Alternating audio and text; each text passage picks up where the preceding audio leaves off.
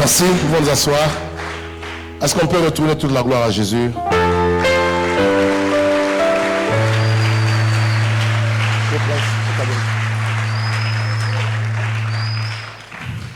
Alors je voudrais dire merci à Dieu premièrement pour la grâce qu'il nous a donnée, la force, l'énergie de tenir ces séminaires sur la délivrance. Vous savez, au-delà de tout ce que nous faisons, à part l'esprit, à part l'âme, mais nous travaillons dans le corps. Quelqu'un peut dire Amen. Et si Dieu ne nous fortifie pas, il n'y a pas moyen de travailler, d'autant plus que pas seulement depuis le début de l'année que nous sommes intenses dans les voyages, mais aussi la semaine précédente, avant celle-ci, j'ai tenu un séminaire chez moi depuis mardi jusqu'à dimanche. On a fini avec les 6 heures de prière où je prêchais, dirigeais l'église de 11h jusqu'à 15h30. Et le lundi, de petites choses à faire. Et le mardi, on est venu sur le travail a commencé. Donc je dois avouer qu'au-delà de notre force, qui peut être la force de la jeunesse, il y a un Dieu qui nous renouvelle. Parce qu'il est écrit que ceux qui se confient à l'Éternel, ils renouvellent leur force. Est-ce qu'on peut retourner la gloire à Dieu pour la grâce? Alors, je voudrais aussi remercier le collège des anciens avec qui nous avons travaillé. Je crois depuis que je fais mes 12 ans en Afrique du Sud, c'est pour la première fois que je travaille presque en l'absence de papa et avec seulement les anciens. Vraiment, quelle harmonie et quelle complicité. Merci beaucoup, papa, pour votre présence, pour votre sens d'organisation de leadership que vous exercez et que vous démontrez en l'absence du leader principal. Que le Seigneur Dieu vous bénisse. Mais aussi, je voudrais remercier toute l'Église pour votre présence qui a été vraiment très massive et aussi qui a prêté attention à beaucoup de choses que nous avons dites ici. Que le Seigneur Dieu vous bénisse. Et je voudrais dire à l'Église, nous avons pris la résolution que régulièrement, à partir d'aujourd'hui, comparativement aux années précédentes, je serai ici, dans la plupart du temps. 1 mois ou 2 mois après, 3 mois ou... Voilà.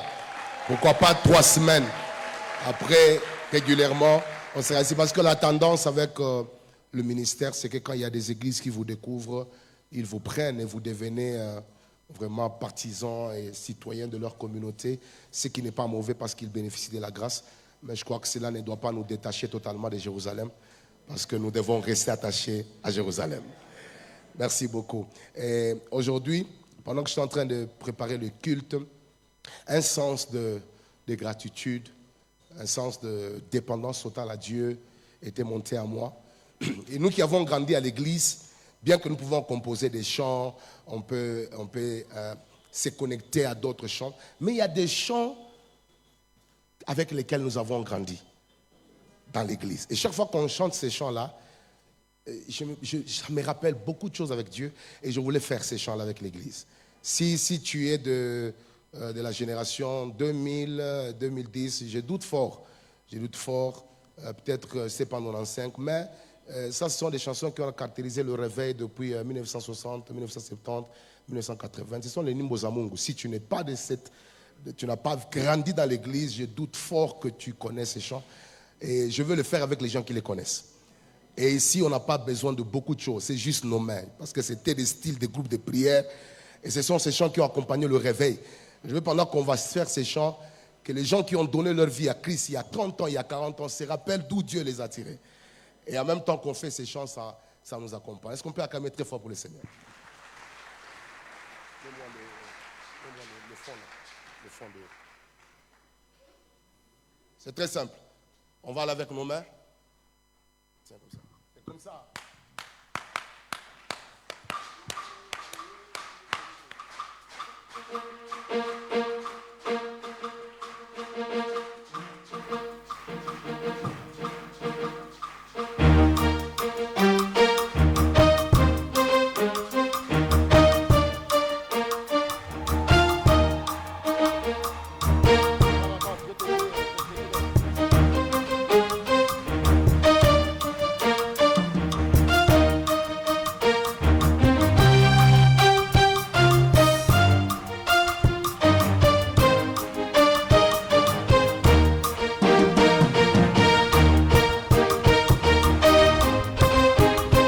Mololo, mololo, mololo.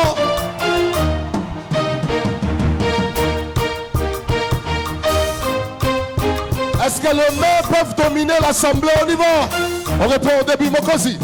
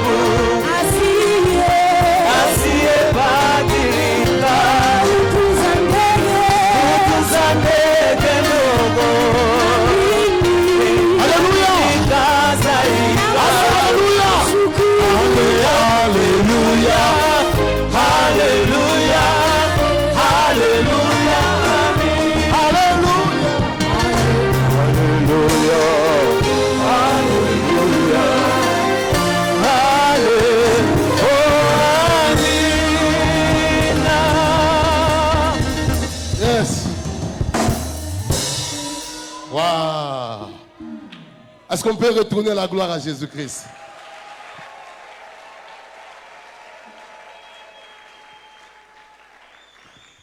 Donc, ça me rappelle beaucoup de choses en Afrique. Et quand vous vous rappelez d'où Dieu vous a tiré, vous resterez toujours humble, quelle que soit la gloire, quelles que soient les choses que Dieu peut vous donner. Et Dieu est bon. Quelqu'un peut dire Amen? Alors je veux que tu fasses cette courte prière après moi. Seigneur Jésus, parle-moi, oriente-moi, donne-moi l'intelligence et la sagesse de comprendre profondément l'enseignement d'aujourd'hui. Au nom de Jésus-Christ. Amen. Acclamons très fort pour le Seigneur. Est-ce quelqu'un qui a été béni par les séminaires sur la délivrance? Tu as appris des choses, tu as été béni. Est-ce qu'on peut retourner la gloire à Jésus pour sa présence?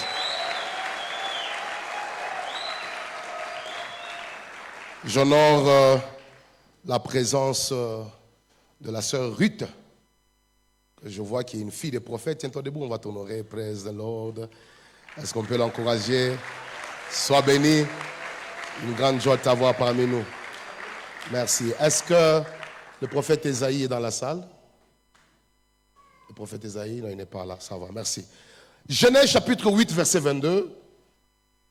Et Galates chapitre 6, 7 à 10. Nous allons honorer la parole du Seigneur et je vais amorcer l'enseignement. Genèse chapitre 8, verset 22. Galates chapitre 6, 7 à 10. Écoutez ce que la Bible dit. Tant que la terre subsistera, le sémail et la moisson, le froid et la chaleur, l'été et l'hiver, les jours et la nuit ne cesseront point. Je veux qu'on fasse la lecture ensemble. On y va 4. Tant que la terre subsistera, le sémail et la moisson, le froid et la chaleur, l'été et l'hiver, les jours et la nuit ne cesseront point. Dernier verset, Galates chapitre 6, 7 à 10. Je veux qu'on les fasse ensemble. Ce sont mes 2 versets de base. On y va 4. Ne vous y trompez pas. On ne se moque pas de Dieu. Ce qu'un homme aura semé, il le moissonnera aussi. Je veux qu'on répète encore plus fort que ça. 4. Ne vous y trompez pas. On ne se moque pas de Dieu. Ce qu'un homme aura semé, il le moissonnera aussi. 8. Celui qui sème pour sa chair moissonnera de la chair la corruption. Mais celui qui sème pour l'esprit moissonnera de l'esprit la vie éternelle. Ne nous lassons pas de faire le bien, car nous moissonnerons au temps convenable si nous ne nous relâchons pas. Mais il y a une forme d'insistance là-dessus, on y va. Ainsi donc, pendant que nous en avons l'occasion, pratiquons le bien envers tous et surtout envers le frère à la foi. Acclamons très fort pour le roi des rois. Est-ce que tu peux insister et surtout par rapport aux frères à la foi? Quelqu'un peut dire amen. Alors aujourd'hui, je vais enseigner sur redécouvrir la loi de la sémaille et de la moisson. Redécouvrir la loi de la sémaille et de la moisson. Une personne peut le répéter après moi. Redécouvrir la loi de la sémaille et de la moisson. Je vous propose rapidement 3 petits chapitres qui constitueront un peu les GPS ou la map de mon enseignement que nous allons suivre et respecter par la grâce de Dieu. Premier chapitre que nous allons exploiter, c'est la définition de la loi de la sémaille et de la moisson. Deuxième chapitre, retournez encore à la structure de base, merci. Retournez à la structure de base. Merci. 4 vérités sur la loi de la sémaille et de la moisson. Et puis, ça sera notre deuxième chapitre, merci. Et puis, les voies par lesquelles nous s'aimons. Les voies par lesquelles nous s'aimons. Donc j'ai le mandat aujourd'hui par la grâce de Dieu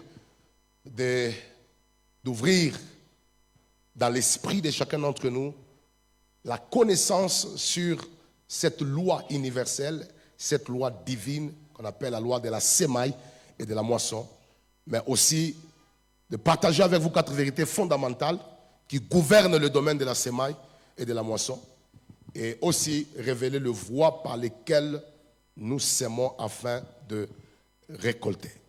Dès que tu dises à un voisin, bon appétit. Quand on parle de la loi de la sémaille et de la moisson, il y a 2 définitions importantes que je vais vous accorder au niveau technique et de nous.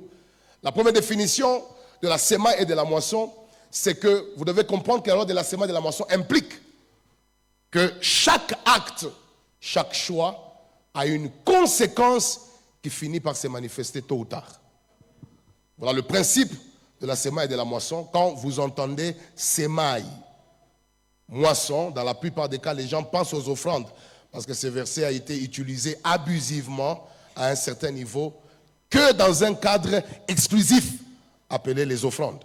Et si vous n'êtes que lié à ce cadre des offrandes, vous risquerez de ne pas avoir la vue entière de ce que Dieu dit derrière la loi de la sémaille et de la moisson, bien que les offrandes peuvent être un petit cadre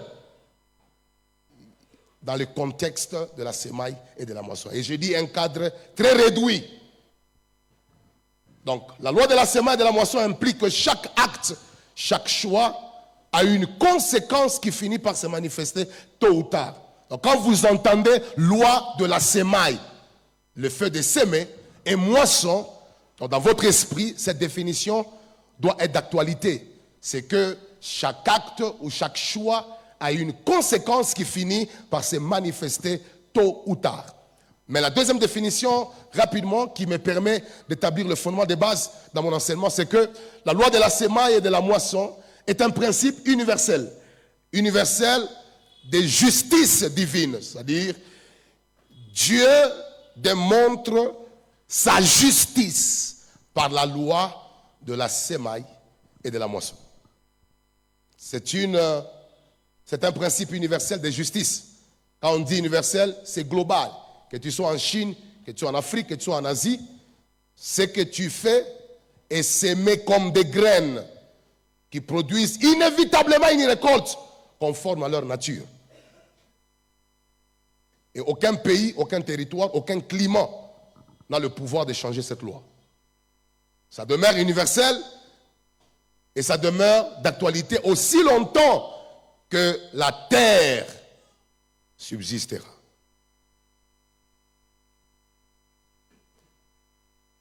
Et l'apôtre Paul, en parlant de cette loi, vous allez vous rendre compte que c'est une loi qui est présente dans l'Ancien Testament et dans le Nouveau Testament. C'est-à-dire, c'est Dieu qui établit la loi. Quand il fait pleuvoir la pluie lors de Noé, il établit la loi. Tant que la terre subsistera, cette loi ici de la semaille et de la moisson restera d'actualité.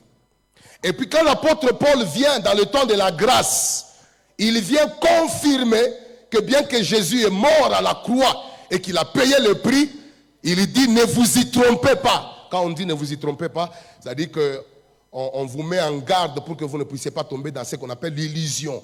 L'illusion. C'est-à-dire le fait de croire que tu peux faire des choses et qu'il n'y aura pas de conséquences. Alors il introduit la notion de la loi de la semaille et de la moisson en vous disant ne vous y trompez pas. Il dit ne vous faites pas l'illusion, l'erreur de croire que vous êtes une exception à cette loi qui contrôle la terre. Qui que vous soyez. C'est qu'un homme aura semé, il le moissonnera. Et le fait que ce verset est presque dupliqué ou répliqué ou répété dans l'ancienne alliance et dans la nouvelle, ça explique que l'œuvre de la croix ne l'a pas changé ou aboli. Alors, je vais poser 4 fondements ou 4 vérités importantes au-dessus de cette loi et je vais entrer dans les fonds de mon enseignement pour enseigner et permettre à chacun d'entre nous de maîtriser cette réalité. Nous venons de passer une semaine formidable de délivrance. Dieu a agi et hier, vraiment la grâce de Dieu a été encore très forte parmi nous. Je crois qu'après une telle période, ce message ici est très important. Est très important. Quelqu'un peut dire après moi je reçois la parole. Dis après moi je me connecte d'une manière très attentive à cet enseignement.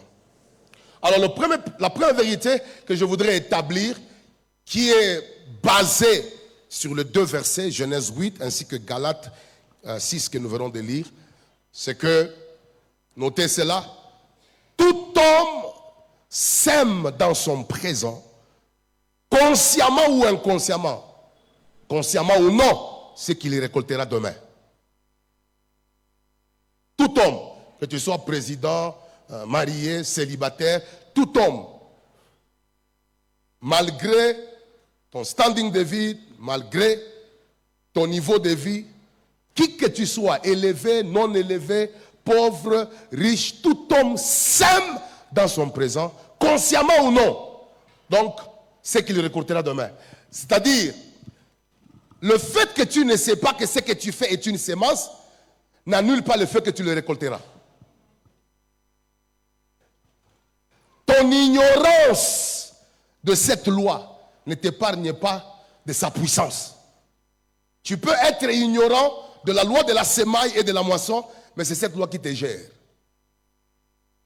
Et c'est pourquoi l'apôtre Paul insiste. Il est en train d'insister. Galates chapitre 6, 7, il est en train d'insister. Ne vous y trompez pas. On ne se moque pas de Dieu. On ne se moque pas de Dieu qui a établi cette loi. C'est-à-dire toute personne qui fait des choses et qui croit qu'il n'aura pas de résultats, c'est comme s'il veut se moquer de celui qui a établi la loi. Alors l'apôtre Paul dit attention, ne soyez pas malins à vos propres yeux. Ne soyez pas sage à vos propres yeux. Vous êtes limité. Celui qui vous a créé contrôle votre cerveau.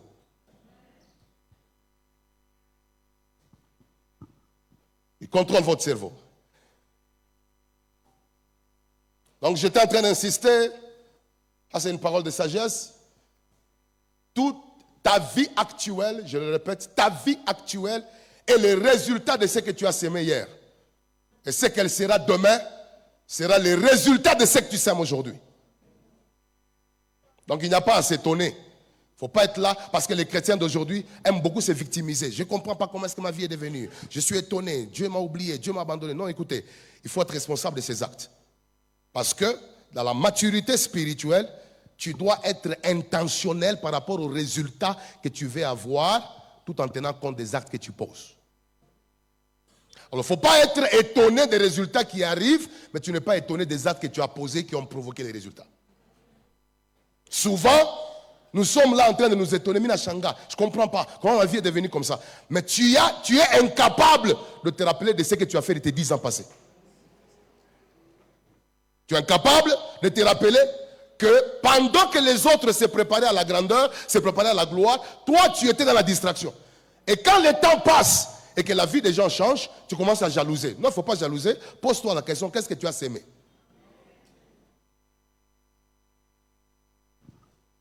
Bien-aimé, dans le monde de la grandeur, dans le monde du succès, d'abord il faut enlever la notion de la grâce. Vous devez d'abord savoir que la grâce dépend de Dieu.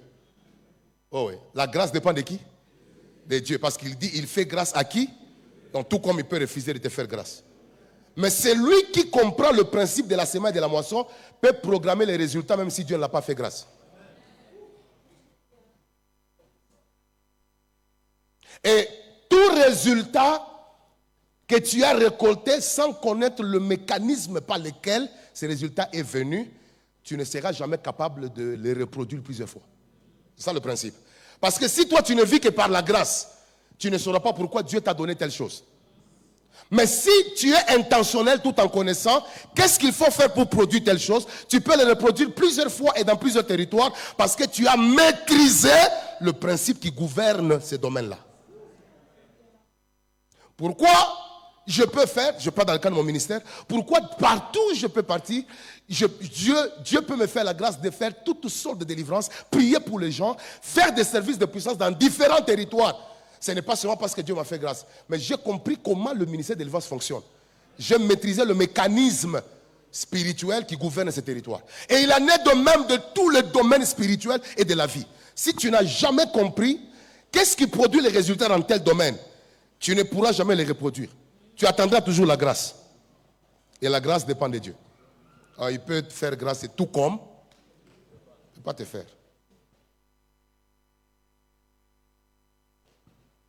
Deuxième principe que j'aimerais établir rapidement, vérité au sujet de la loi de la semaine et la moisson, c'est que ce que tu récolteras demain dépend de la qualité, de la quantité de ce que tu sèmes aujourd'hui. Je pensais que quelqu'un allait dire un amen fort. Est-ce que tu peux dire un amen pour que le voisin et l'autre voisin sentent l'importance et la quintessence de ce que Dieu dit? Ce que tu récolteras demain dépend de la qualité et de la quantité de ce que tu sèmes quoi aujourd'hui. Et vous allez vous rendre compte de cette vérité. Je vais essayer de le dire autrement pour permettre la compréhension. La moisson de demain sera à la mesure de ce que tu sèmes en qualité et en quantité aujourd'hui. Ceci est très important. C'est la même chose que j'ai dit, mais j'essaie de le dire différemment pour permettre la compréhension. Je peux le dire encore d'une autre façon, c'est que la qualité et la quantité de ta récolte future sont déterminées par ce que tu sèmes aujourd'hui. C'est la même chose, mais j'essaie d'ouvrir. Et le verset qui soutient cette pensée, c'est 2 Corinthiens chapitre 9, verset 6. Je veux que l'Église fasse cette lecture avec moi. Sachez-le, celui qui sème peu moissonnera quoi? C'est la quantité. Et celui qui sème abondamment moissonnera quoi? Abondamment. Alors il ne faut pas réduire ces versets à la taille des offrandes. Il faut le rendre, il faut le laisser ouvert dans tous les domaines de ta vie. Tu sèmes beaucoup dans le domaine de tes études, tu récolteras beaucoup. Tu sèmes beaucoup dans le domaine de la prière, tu récolteras beaucoup. Tu sèmes beaucoup. C'est-à-dire que ne brisez pas la gloire et la valeur, la grandeur de ce verset en les rendant limités, en les mettant dans les limites de ce qu'on appelle les limites des offrandes. C'est un verset vaste qui gouverne la destinée. Et quand vous regardez Proverbe 22, 8, c'est un verset qui me fait souvent peur. Je veux que l'Église lise ce verset avec moi. Très important. Proverbe 22, 8. Écoutez ce que la Bible dit. Seigneur, fais-nous la grâce. On y va 4. C'est lui qui sème l'iniquité. Moissonne quoi? L'iniquité. Et la verge de sa fureur fait quoi? Disparaît. Vous vous rendez compte que tu ne peux pas s'aimer l'iniquité et récolter la sainteté. C'est-à-dire que ta récolte est similaire et proportionnelle à la nature de ta sémence. Et ça demeure ainsi. Rien ne change ça. Même pas la prière.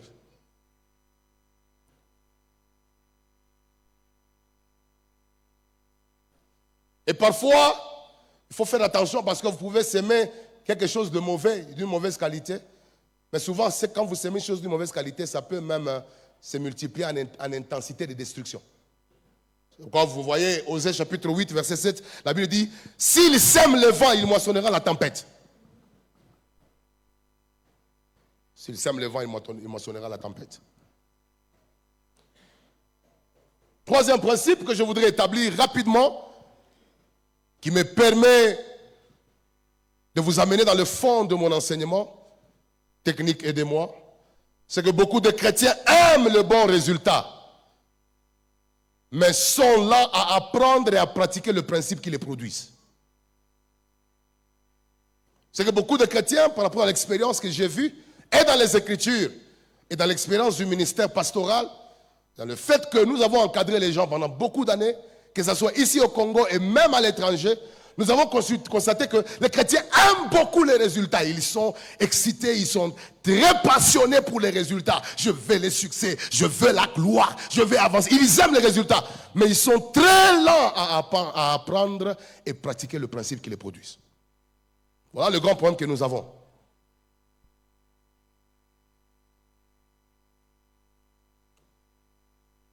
Je voudrais dire à l'Église,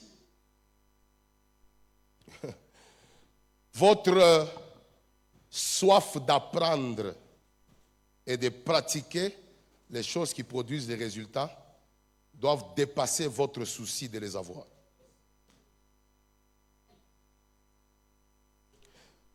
Vous ne devez pas avoir un désir d'avoir les résultats, mais qui dépasse le désir d'apprendre comment produire les résultats.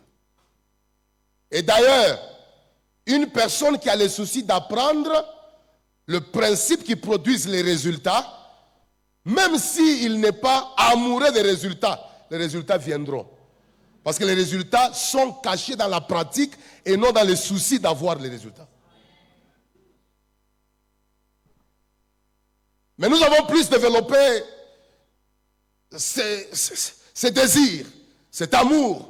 Je veux la passion, les ambitions. Je veux vraiment, j'ai l'ambition, je veux. Les ambitions ne changent pas la vie.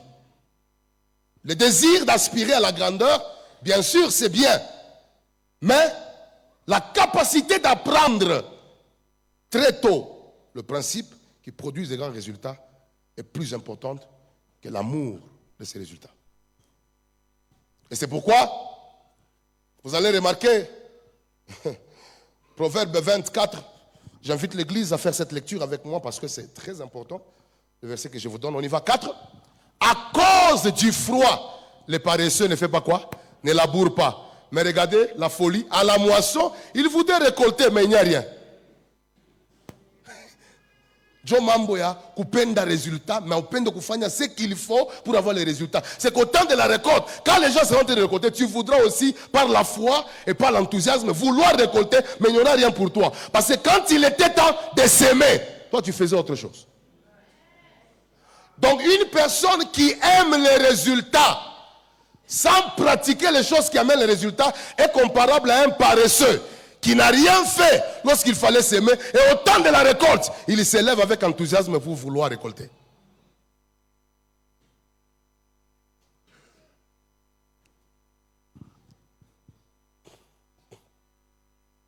Quatrième vérité que j'établis, qui nous conduit rapidement dans le fond de mon enseignement, c'est que connaître le voie du sémi, quand je parle du sémi, S-E-M-I-S, c'est simplement synonyme de s'aimer. Quelqu'un peut dire amen? Donc, connaître le voie du sémi est plus important que la soif des résultats que nous désirons. Connaître le voie du sémi, c'est-à-dire connaître le voie de s'aimer, voilà. Connaître le voie par lequel nous s'aimons, je peux rendre ça encore plus ouvert, est plus important que la soif des résultats que nous désirons.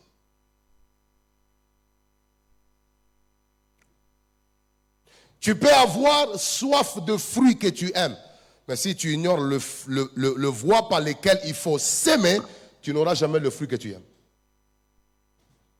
Donc, l'amour des résultats, l'amour de la récolte doit être inférieur à l'amour de la pratique de principe pour récolter.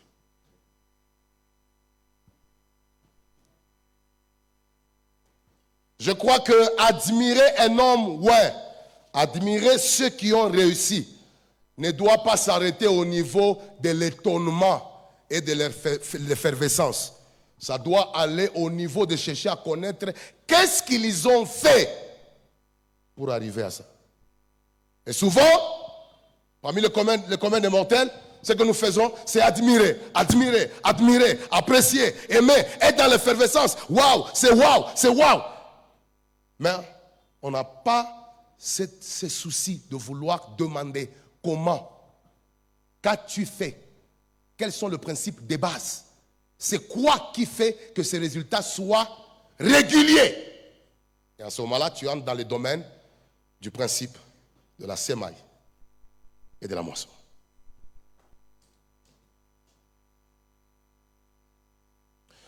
Vous n'arracherez jamais certaines choses que les gens ont reçues par la loi de la semaille et de la moisson. Même si vous les combattez comment? Je vous dis la vérité. Si tu es assis à côté d'un voisin qui est ton ami, qui est ta soeur, bouge-le s'il dort. Mais s'il n'est pas ton ami, laisse-le. Quelqu'un peut dire amen? Yes. Il ne faut pas bouger une autorité qui dort, amen.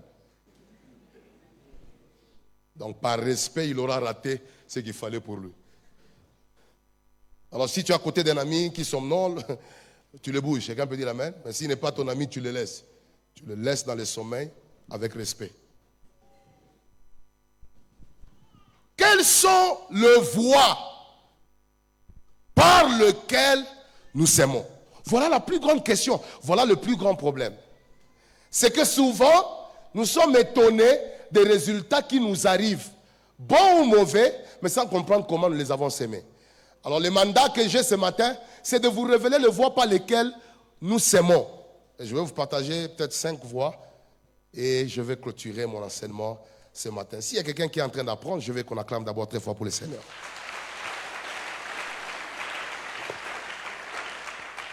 Alors, voici la première voie par laquelle tout homme s'aime.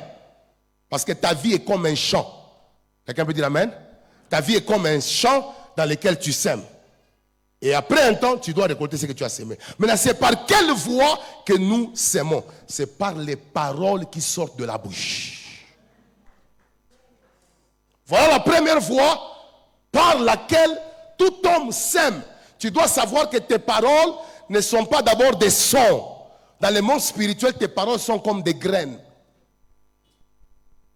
Elles sont des graines que tu sèmes. C'est une programmation des résultats que tu auras demain. Et c'est pourquoi, quand vous lisez Proverbe 18, 21, il y a quelque chose que nous ignorons, mais qui est à la fin, qui révèle que les paroles sont comme des semences. Donnez-moi le verset, je vais vous montrer cela. La mort et la vie sont au pouvoir de la langue. Maintenant, il ne faut pas s'arrêter là-bas. Il ne faut pas s'arrêter là-bas. Proverbe combien? 18, 21. Donnez-moi. Bon, commence à partir de 20. On y va 4. C'est du fruit de sa bouche que l'homme rassasie quoi? Son corps. Regardez, on parle la bouche à quoi? À. Et puis maintenant, ce qui m'étonne, c'est la suite maintenant du verset. La mort et la vie sont au pouvoir de quoi? De la langue. Quiconque l'aime mangera quoi? Le fruit. On ne peut manger le fruit que si on a sémé. On a sémé avec quoi? On a sémé avec les paroles. Donc les paroles qui sortent de ta bouche sont de fruits. Il y a beaucoup de choses que les gens récoltent dans la vie.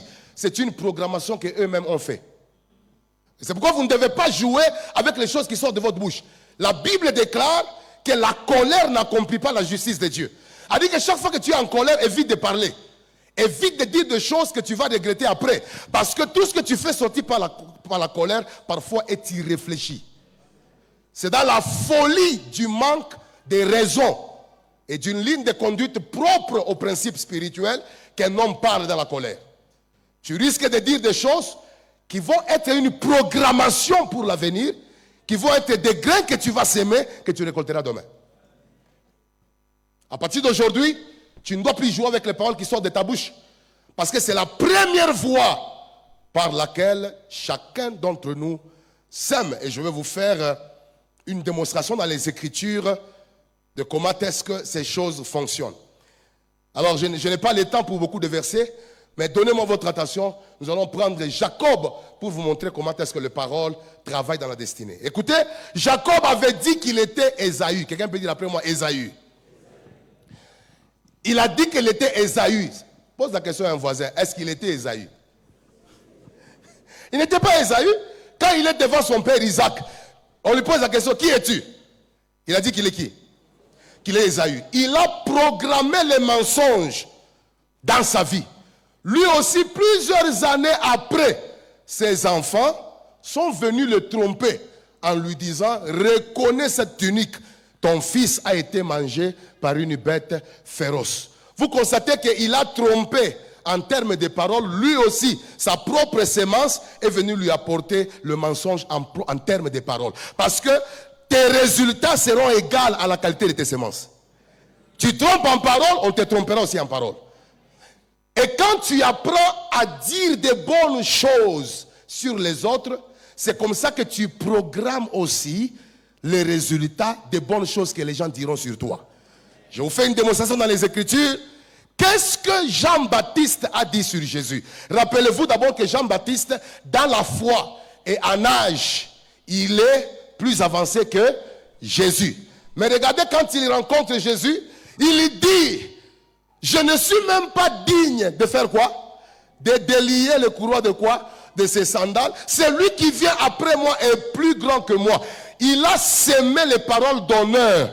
Mais Jésus aussi en retour, il est venu, il a dit, de tous ceux qui sont nés de la femme, il n'y a pas plus grand que lui. Ça dit que cette déclaration était une récolte de la sémence que cet homme avait donnée à Jésus-Christ en parole. Tu n'honores pas les gens, on ne t'honorera pas. Tu dénigres la grandeur des autres, toi aussi, les gens vont dénigrer ta grandeur. Mais si tu reconnais la grandeur des autres, il y aura toujours des hommes qui reconnaîtront aussi ta grandeur. Et c'est pourquoi j'aimerais dire à l'église, apprenez à s'aimer dans vos paroles. Ne sois pas une personne qui, chaque fois qu'on apprécie un homme, tout ce que toi tu fais, tout ça, ce langage-là est une programmation de comment est-ce que dans ta gloire, tu seras élevé, mais les gens n'accepteront pas ce que tu es. Parce que c'est comme ça que tu as programmé ta vie.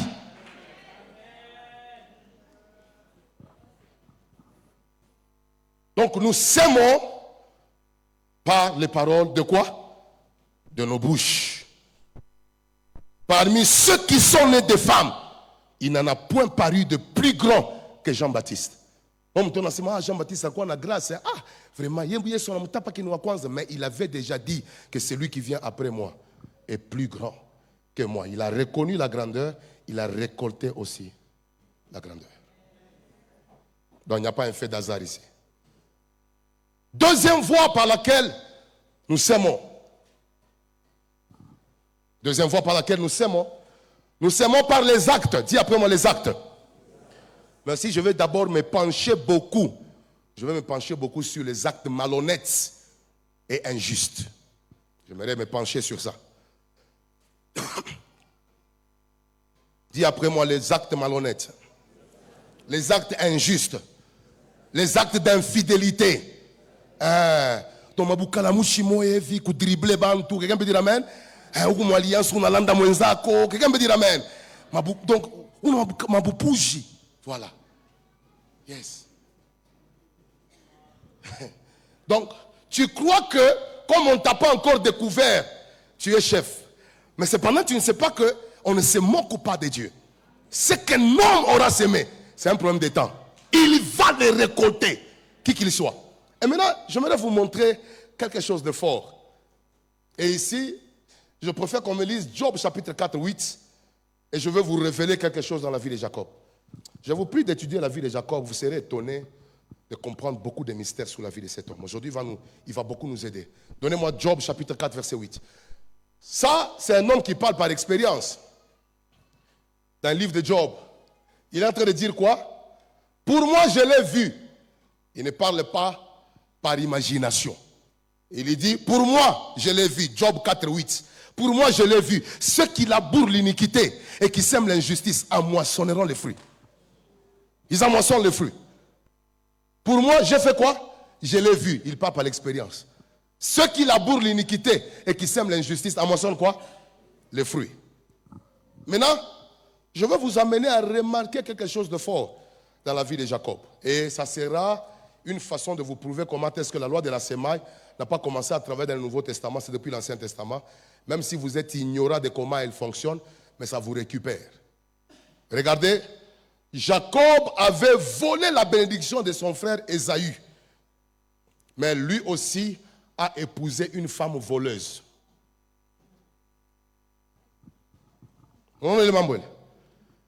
Lui a fait quoi? Il a volé la bénédiction de qui? De son frère Ésaü, Anaïba. Mais il est allé épouser une femme voleuse du nom de Rachel.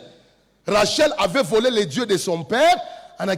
Comment se fait-il que Kuleon Ribiaka, ta femme n'était pas là, mais tu es allé seulement choisir celui qui a la capacité de voler comme toi? Il faut faire attention. Ce que tu sèmes peut attirer les personnes de la même nature que toi. Et vous allez constater, je peux aller encore plus loin. Jacob n'avait pas confessé à son père le mensonge qu'il lui avait dit jusqu'à sa mort. Il n'avait jamais confessé. Jusqu'à sa mort. Mais il a épousé aussi une femme, Rachel. Malgré la pression qu'on lui avait mis pour savoir, Rachel n'a jamais confessé jusqu'au jour de sa mort. Elle est morte sans jamais dire que c'est elle qui avait volé les dieux de son père. Il n'y a rien ici qui doit nous étonner. C'est la programmation. Yachia confessé ou t'as pas ta Bible ou confessé Dieu. Mais je vais avancer pour aller encore plus loin dans ce que j'ai compris. Jacob avait pris la bénédiction de son frère Ésaü. Mais écoutez, lui aussi, il a épousé une femme dont la place du mariage a été prise. Vous voyez ça? Il avait pris la place de qui? D'Ésaü, n'est-ce pas? Oui, il a pris la place de son frère qui devait être béni. On avait les places. Lui aussi, au jour où il devait épouser, on a pris la place de qui? De Rachel. Parce qu'il fallait que Rachel soit épousée après 7 ans. Mais on a remplacé Léa Dadayak. Et vous allez vous rendre compte que il n'y a rien de nouveau. Même si Jacob, après le matin, il a commencé à pleurer. Oh là-bas, pourquoi tu m'as fait ça? Pourquoi tu m'as fait ça? Mais il a déjà oublié que quelques années avant, Urbeba Kafacha Benyeo.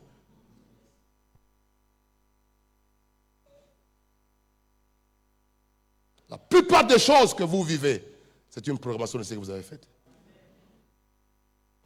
Le problème, c'est que vous ne voulez pas faire le lien entre les résultats et la sémence.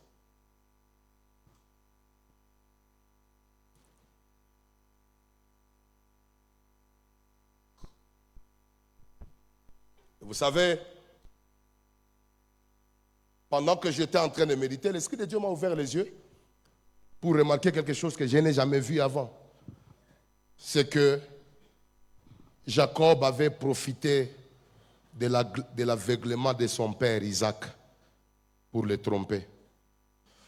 Mais lui aussi était devenu aveugle devant Léa pour ne pas la voir toute la nuit jusqu'au petit matin.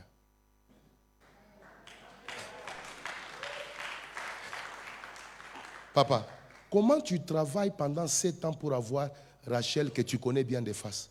Mais on n'a pas Léa Bushiku Bujima. On a la naï.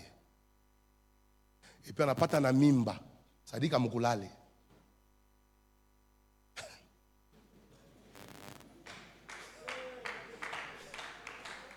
Mais arrivé le matin, Jonas, tu plaindre. Ah, là-bas, tu t'es joué de moi. Afou Bushiku.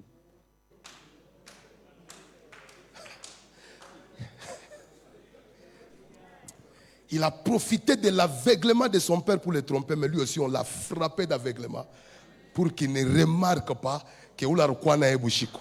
Ce n'était pas Rachel. C'est seulement au petit matin que l'aveuglement n'a pas. On ne se moque pas de Dieu. C'est qu'un homme aura semé.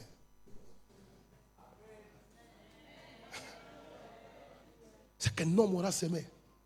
Il a mentionné, c'est un problème de temps. C'est un problème de temps, ne vous en faites pas. Ce message doit amener la crainte de Dieu. Elle amener la crainte de Dieu. Même si aujourd'hui tu es malin, c'est juste un problème de temps.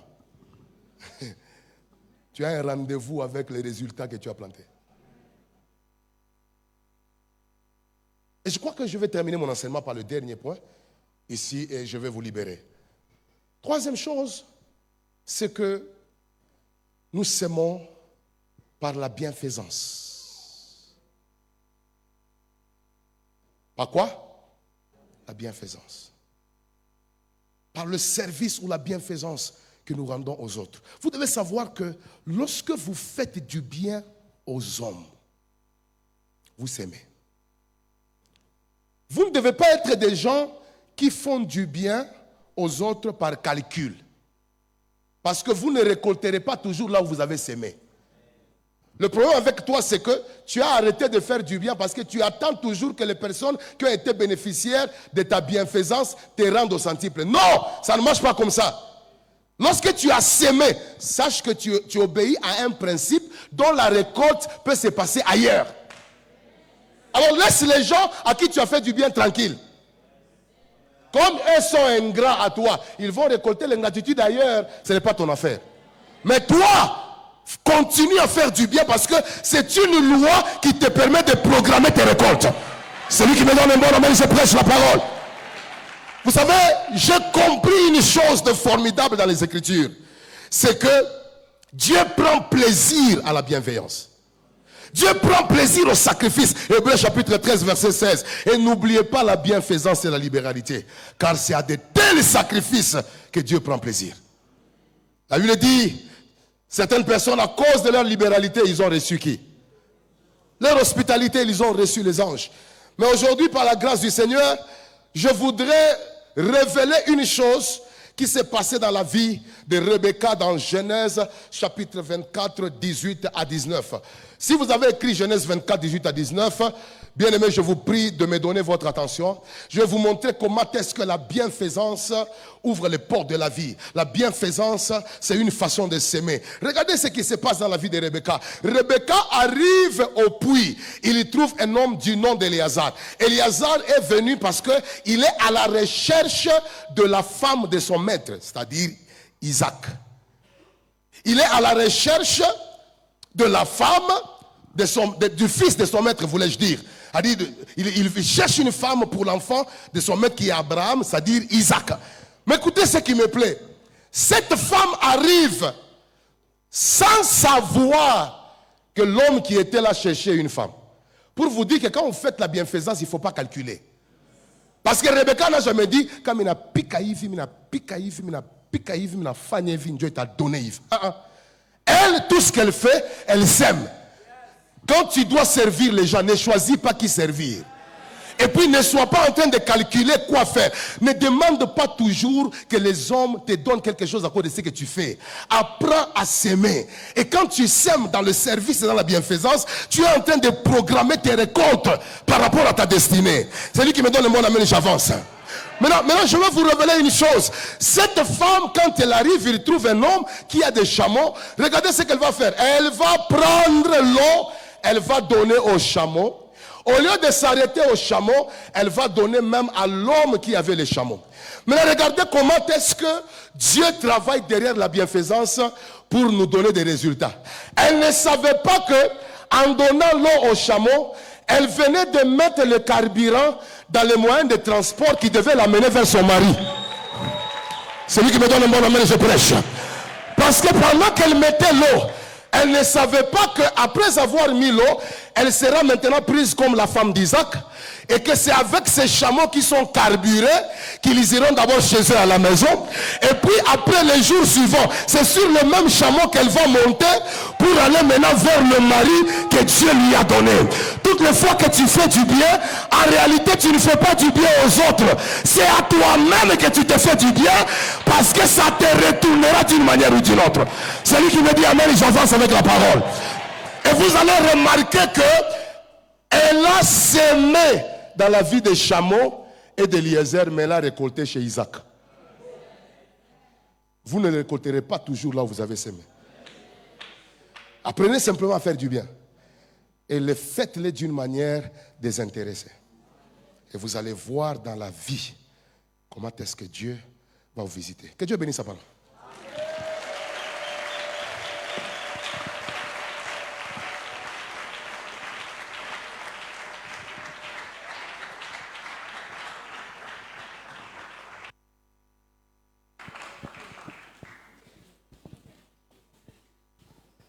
Est-ce que nous pouvons acclamer très fort pour cette bonne parole?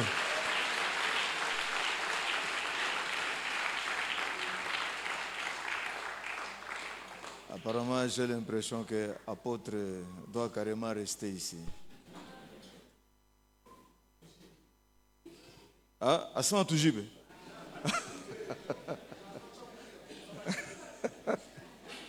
Vraiment, apôtre, que Dieu te bénisse pour la profondeur de ce message qui est vraiment bien calibré, qui nous fait du bien en tant que chrétiens. Vraiment que Dieu te bénisse. Nous allons nous tenir debout. Nous allons remercier Dieu pour ce message combien magnifique et profond. Disons merci à Dieu et demandons à Dieu vraiment de nous aider à pratiquer ces choses. Prions au nom de Jésus.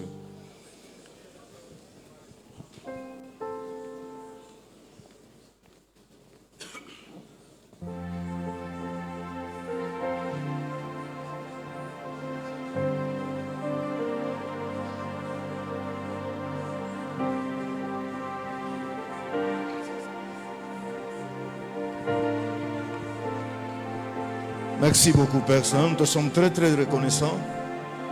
Béni soit ton Saint-Nom. Que ces paroles, que ces messages restent gravés dans nos cœurs éternels et grand Dieu. Et apprends-nous, Saint-Esprit, à faire du bien. À faire du bien sans intérêt. Et cela pour la gloire de ton Saint-Nom. Nous allons rester calmes. Nous allons laisser le micro à l'apôtre. Pendant que j'étais là-bas, l'Esprit de Dieu est en train de me pousser de faire un appel. Toute personne qui veut se repentir pour changer la qualité de ses actes, je t'invite devant. Tu reconnais que dans ta vie, certaines choses que tu as vécues maintenant et le reflet de ce que tu as fait hier et ce message a frappé ton cœur, avance devant une repentance. J'ai senti ça pendant que j'étais en train de m'asseoir là-bas. De n'importe où tu es, de n'importe quel endroit où tu es. Tu as vu que ce message était comme un miroir qui a révélé ta vie. Et tu veux prendre une résolution et puis répondre à l'appel, je t'invite devant. Merci. Bien-aimés, ce ne sont pas des choses à jouer avec, ce ne sont pas des réalités à minimiser. Ceci, c'est toute une destinée, c'est toute une vie. Et quand vous ne prenez pas garde à un tel enseignement, c'est toute une vie que vous gâchez. Et aujourd'hui, quand je vous invite à la repentance, ce n'est pas moi, c'est le ciel qui vous réclame. Vous pouvez croire que passer devant, c'est une petite chose, mais c'est une réponse d'humilité devant Dieu qui t'a parlé. Alors de n'importe où tu es, de n'importe quel endroit où tu es assis, je t'invite à nous rejoindre ici devant. Merci.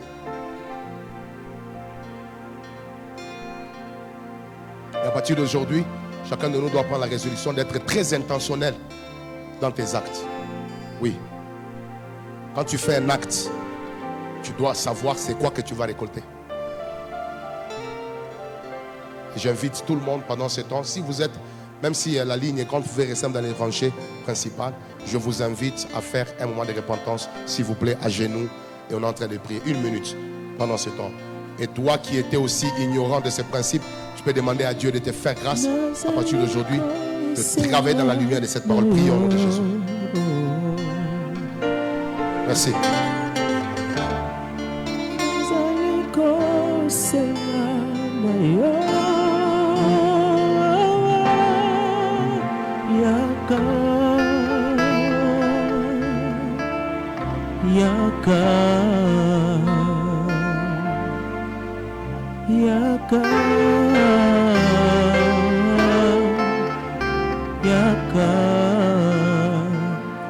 Sana pembeni na yo tikanga mayemba yo. Ouvre-toi devant le Seigneur, ouvre-toi. Molimo mosantu nazali kosenga na yo kitisa molimo na yo kitisa molimo na yo. Permettez-moi de prier. Père, le fait qu'ils sont à genoux et ici devant, c'est un appel qu'ils ont répondu. C'est un yes par rapport à un appel. Je prie que tu aides chacun d'entre nous, après cette repentance, à réagir sur sa façon de marcher. À s'aligner dans le principe des actes qui donnent de bons fruits. Et que chacun de nous soit au courant que même si tu fais un acte par ignorance, le résultat viendra. Seigneur, de la même façon que tu as rendu claire la loi de la semaine et de la moisson, ma prière est que ça change nos comportements, que ça change notre façon de vivre, que ça nous rende sages dans la manière de parler, de faire, d'agir, de réfléchir et même de prendre des choix. Accompagne-le. Et que la vie de chacun d'entre nous soit une bonne programmation spirituelle. Et que tout celui qui a saisi ces messages reçoive la transformation. Recevez la crainte de Dieu à partir d'aujourd'hui. C'est au nom de Jésus que nous avons ainsi prié. Nous disons Amen.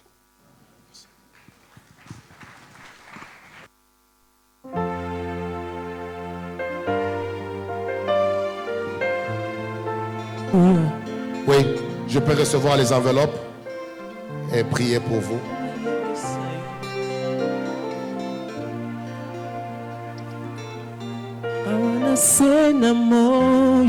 Que la grâce de Dieu soit libérée sur tous ceux-là qui répondent dans ces enveloppes. Que le Seigneur vous bénisse, qu'il vous ouvre les portes. Soyez bénis. Soyez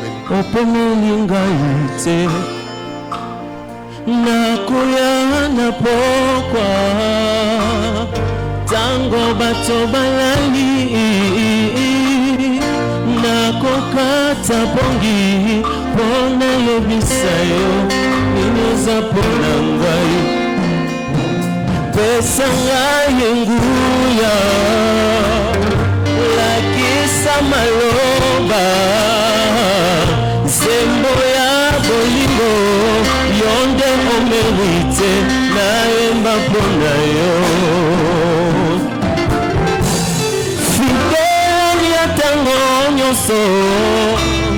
fidèle na ba principe na yo fidèle na bilaka papa kaka ndenge lobi ndenge kosalema fidèle ya kutu na moi fidèle na ba principe na yo fidèle na bilaka papa ozali moya tongo tala ndenge zobima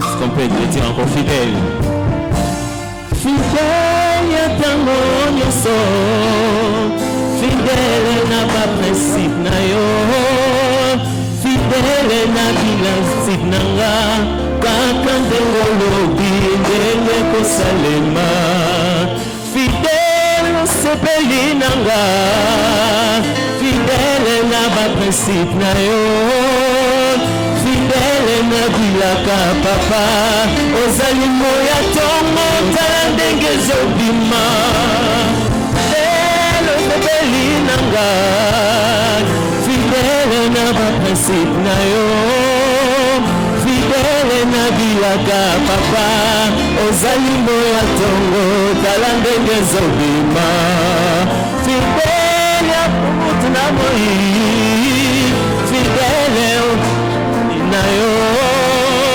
fidèle na bilaka papa, ozali moya tongo tala ndenge ezobima, ozali moya tongo tala ndenge ezobima, kaka ndenge olobi ndenge kosalema, kaka ndenge olobi ndenge kosalema, okomi ozali moya tongo, ozali moya tongo tala ndenge ezobima.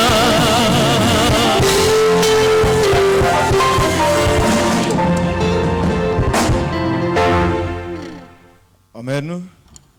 Église de Dieu, nous voulons vraiment peut-être donner un petit mot à l'apôtre Narcisse. Depuis le mardi, nous étions avec vous.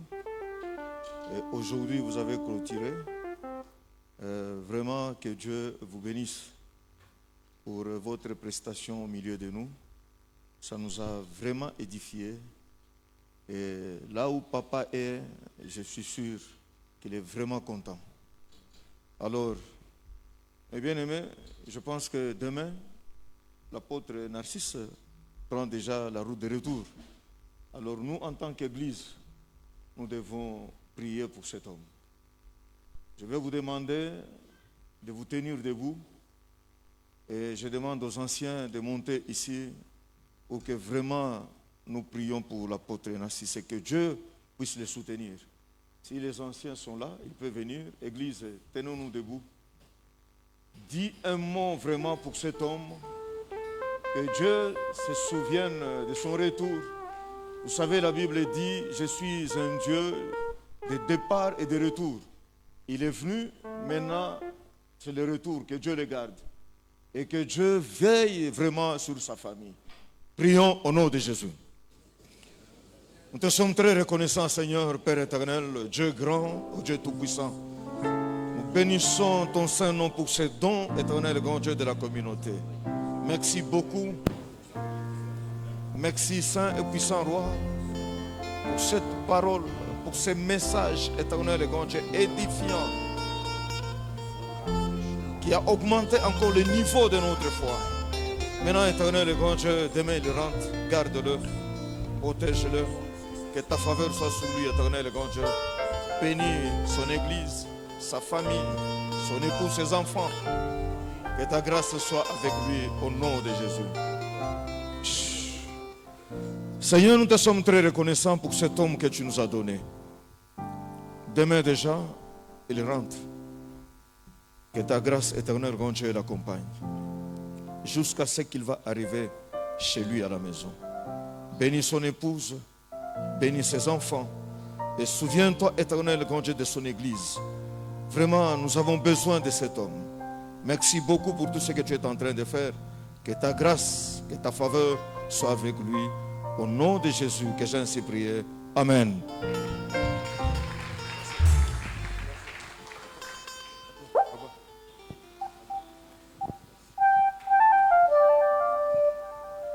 Je pense que nous sommes à la fin. Nous n'avons qu'à nous saluer. Il y a encore autre chose. Il n'y en a pas. Ah. S'il vous plaît, patientez un peu. Le département des mamans informe à toutes les mamans que leur réunion de ce mardi n'aura pas lieu. Par contre, il est demandé à toutes les mamans de reprendre avec les activités de l'église dès ce mercredi au culte d'enseignement. Le département demande aussi à toutes les mamans qui ne sont pas encore en règle par rapport à leur contribution habituelle du mois de juillet et août de bien vouloir s'acquitter. Le département des hommes adultes confirme qu'il y aura